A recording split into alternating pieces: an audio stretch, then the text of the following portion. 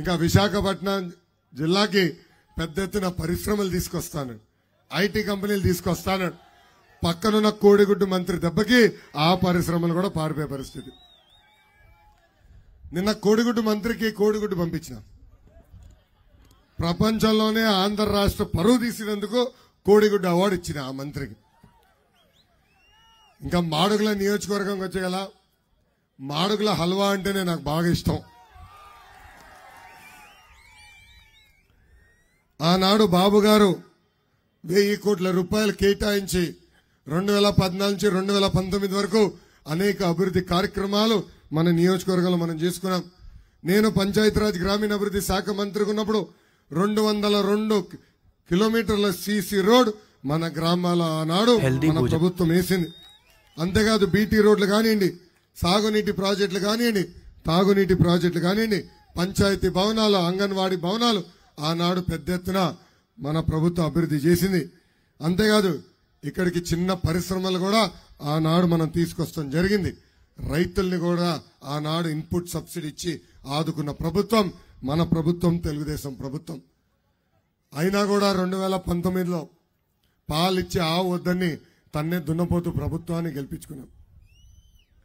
ఈరోజు తన్నే దున్నపోతు జోలికి ఎవరు వెళ్ళరు, ఎందుకంటే ఎందుకు లేబా అది తంతుందని. కానీ పాలిచ్చే ఆవు దగ్గరికి వెళ్ళి ఇంకో 2 లీటర్లు ఎక్కువ పాలు ఇవ్వచ్చు కదా అని అడుగుతాం. అవునా కదా? తన్నే దున్నపోతూ వైకాపా ప్రభుత్వం తల్లి, పాలిచ్చే ఆవు తెలుగుదేశం ప్రభుత్వం తల్లి. ఇక్కడ మొన్న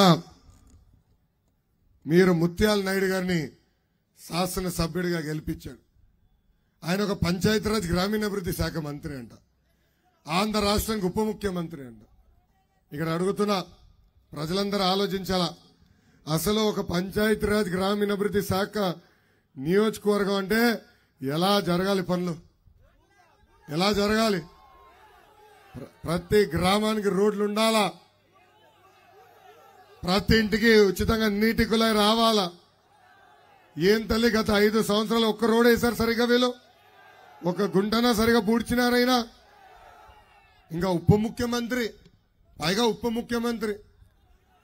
ముఖ్యమంత్రి అంటే అందరూ పలుకుతారు, ప్రతి మంత్రి పలుకుతాడు.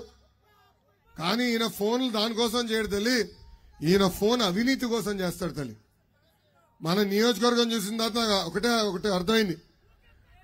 వస్తున్నా స్వామి, అభివృద్ధి నిల్, అవినీతి ఫుల్. ఈరోజు పెద్ద ఎత్తున గ్రనైట్ ఇసుకని దోచేస్తున్నారు. ఆనాడు కేంద్ర ప్రభుత్వం నిధులు కేటాయించి ఏకంగా ప్రతి ఇంటికి ఉచితంగా తాగునీరు కుళాయి ఇమ్మంటే ఈయన వాటాల కోసం ఆ ప్రాజెక్ట్ పక్కదారు మళ్లించారు.